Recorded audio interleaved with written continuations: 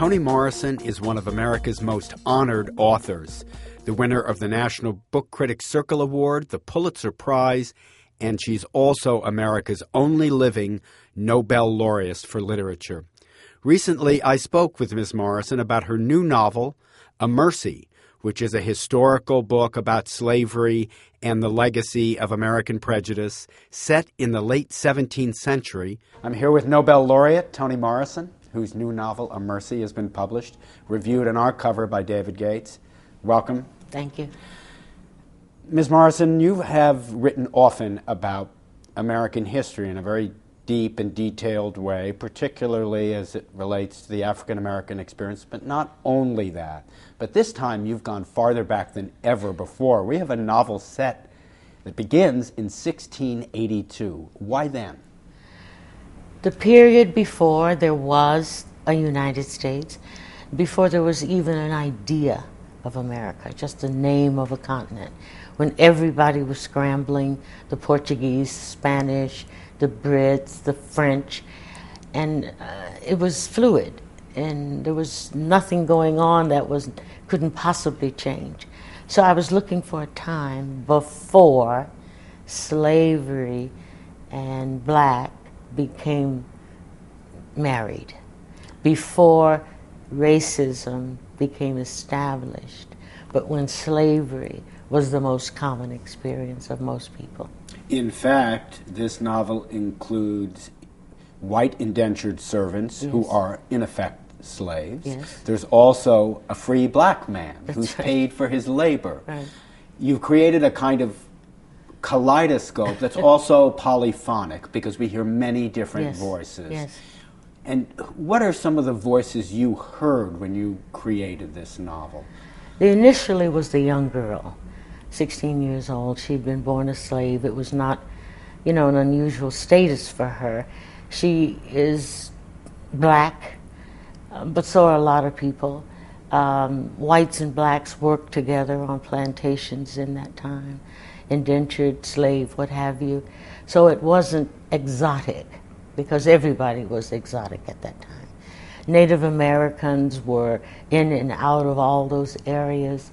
So dividing the world up ethnically or racially was a deliberate and sustained event that grew.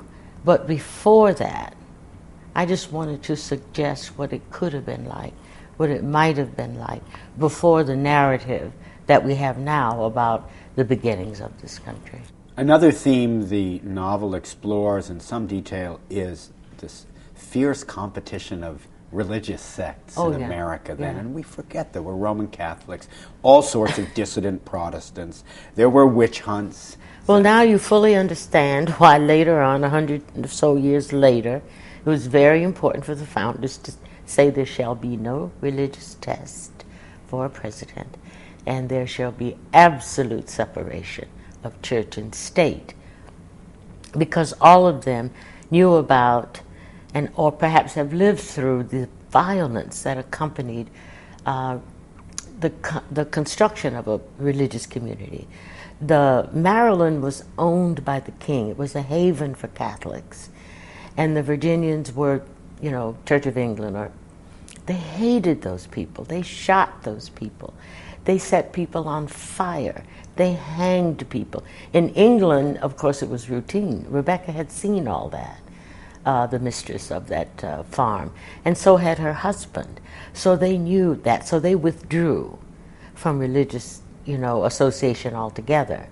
But when he's not there, that's the only protection she has. So she moves into a sect who themselves had broken away from a larger sect over some, interpretation of the Bible or Christianity. Toni Morrison, let me ask you something else. You've mentioned the founders and the framers, the separation of church and state. We seem to have entered a new phase in American history with the last election. Do you have any thoughts about that? Have you met Barack Obama? Is he someone you know? I've spoken to him on the telephone, sir, 3 times. And I'm, devoted, rabid supporter of his. This is curious, this moment, partly because so much has been damaged, and partly because old divisions have surfaced again, and they're almost just as violent.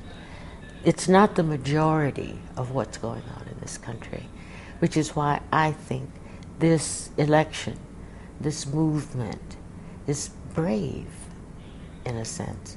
It's like a reclamation of the promise of what America believed about itself, in spite of, some disappointments.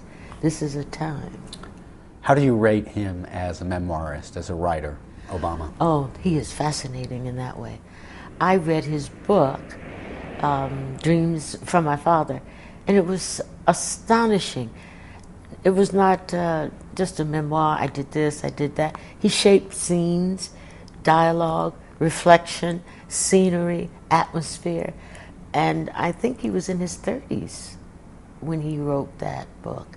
So I was deeply impressed with that kind of intellect, sensitivity, and thoughtfulness, and just the beauty of his language. Is this a hopeful moment for you? Very much so. Thanks so much, Toni Morrison.